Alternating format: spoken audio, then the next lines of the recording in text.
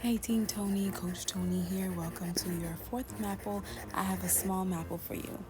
The title of today's Mapple is Distance Between a Positive and Negative Number.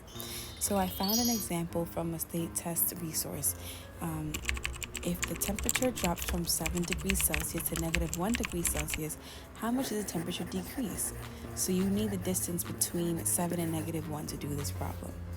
So distance is always positive because it doesn't matter which direction you're going in. There's always going to be a specific amount of steps you would have to take, and there's no such thing as taking negative steps, only taking positive steps in the negative direction. So if you were a math person, you would take the absolute value of 7 minus negative 1, which is 8. So there was an 8-degree drop in the temperature.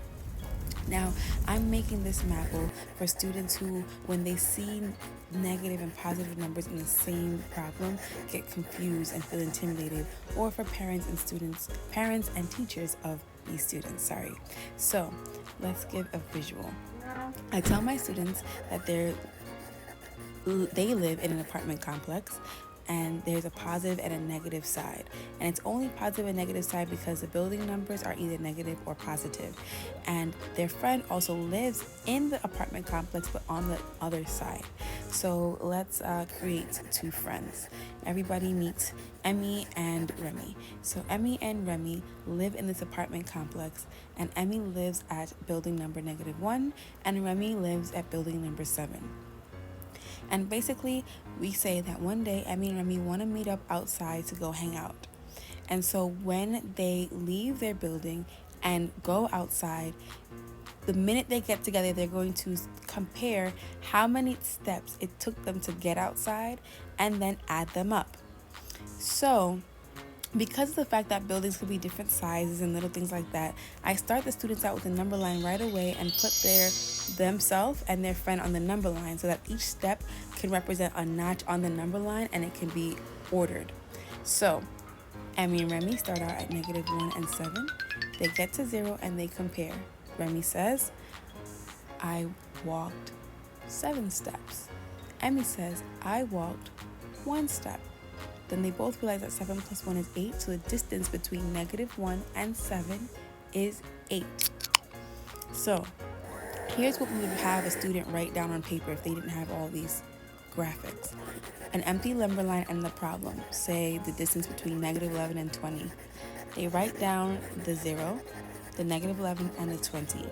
Now, the number line does not have to be to scale, but make sure they understand why.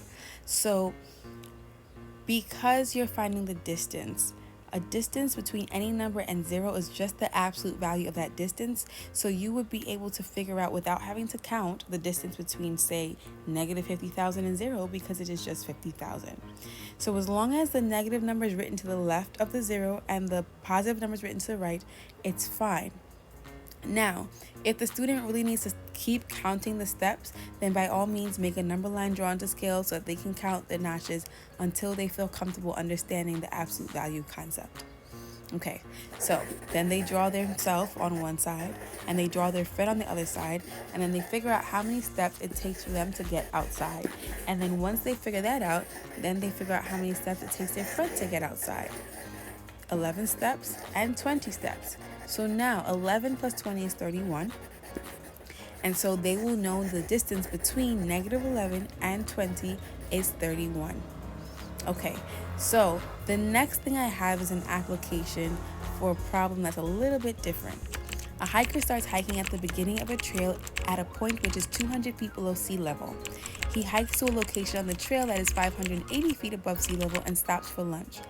What is the vertical distance between 200 feet below sea level and 580 feet above sea level? Now, if the person is not comfortable doing a vertical number line, you can highlight that below sea level is like the negative building number, and above sea level is like the positive building number. Then you can tell them that sea level is like 0 or outside. So that would mean that 580 would go to the right and -200 would go to the left. And then they would find the distance between them, which would be 200 plus 580, which is 780. So the distance is 780. Now, I did it like this because this is probably for the student who just mastered understanding, hey, me and my friend need to come outside, and they might not be ready to translate everything vertically. So if they're not, then you can just give them the hint of, hey, the negative building number is below sea level and the positive building number is above sea level. And then that way they can use the method that they just found to get the right answer until they become comfortable drawing a vertical number line, since hiking is actually an up and down thing. All right, so that's the Mapple for today.